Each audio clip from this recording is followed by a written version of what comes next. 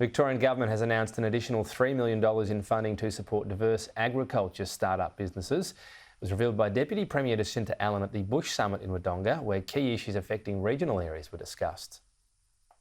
Making investing in Victoria's regions a priority. The government is proudly supporting regional Victoria each and every year.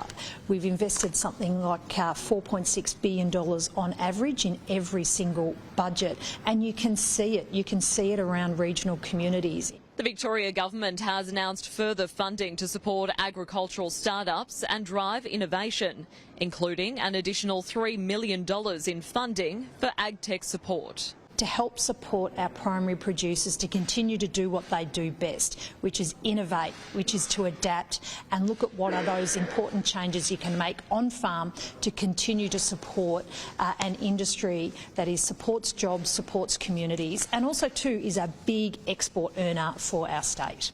The pledge was made at the Bush Summit in Wodonga by the Deputy Premier, who delivered the keynote address.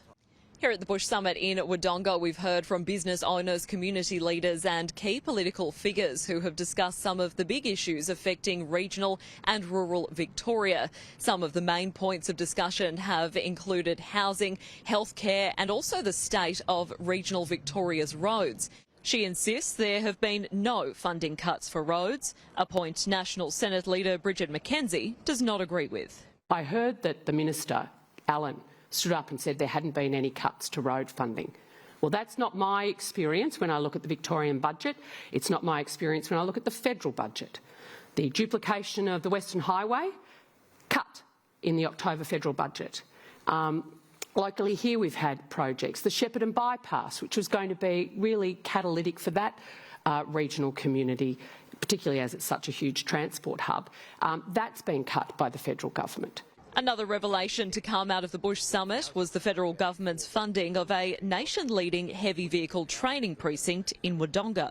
It's really important that we're gearing up to changes that are happening across our transport and logistics sector, whether that's new technologies like electric vehicles, whether it's going to be new fuels with hydrogen, and making sure that we've got those facilities that we can train up not only the people that are going to be working on the vehicles, but also training up people who are going to be driving these new vehicles into the future, and what better place to do it than Wodonga. Christy Lloyd, Sky News.